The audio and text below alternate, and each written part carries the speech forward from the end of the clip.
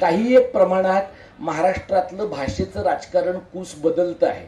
जर ते कूस बदलत असेल तर मराठीवादी पक्षांकडून मराठी कारणाकडे जाण्याचा हमरस्ता काय आहे याचा एक विचार आपण सगळ्यांनी सर्वसामान्य मराठी माणूस म्हणून केला पाहिजे.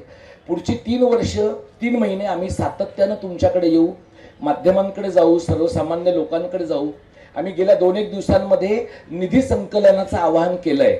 सर्वसाधारणपणे असं आवाहन आम्ही फार कमी वेळेला करतो, कार्यक्रमाच्या ठिकाणीच काही वेळेला करतो. पण आम्हाला असं जाणवलं की हा मांडव घालून हे सगळं वऱ्हाड इथं आणायचं तर 2-1 लाखाचा कारभार आहे. आणि मला आनंद वाटतो की अजिबात आम्हाला जे लोक माहीत नाहीये अशा प्रकारच्या लोकांनी 500-1000 त्यांना जे वाटतंय की हे लोक बरं काम करतायत आणि ह्यांना मदत केली पाहिजे. मला असं वाटतं म्हणजे संयुक्त महाराष्ट्राची चळवळ ह्यातनं उभी राहील का तर ते कदाचित अतिशयोक्तीचं होईल. पण संयुक्त महाराष्ट्राच्या चळवळीचं बीज ज्या प्रकारच्या बैठकांमधनं, ज्या प्रकारच्या छोट्या उपक्रमांमधनं केलं गेलं असेल त्या प्रकारचं काम करण्याची निष्ठा आम्ही जे इथं काम करणारे लोक आहोत आम्हाला दिसते. आपण एकत्र का लढलं पाहिजे? कारण हे राज्य आपलं आहे, ही भाषा आपली आहे.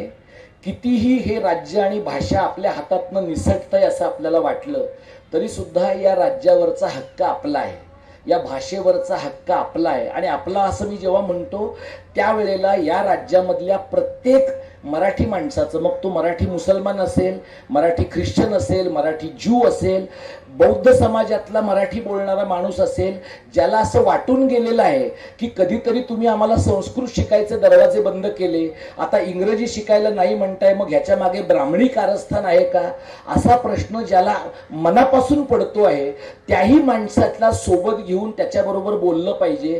कारण मराठीचा अजेंडा ही मुठभर जातींची आणि मुठभर जिल्ह्यातल्या लोकांच्या मालकीची गोष्ट नाही.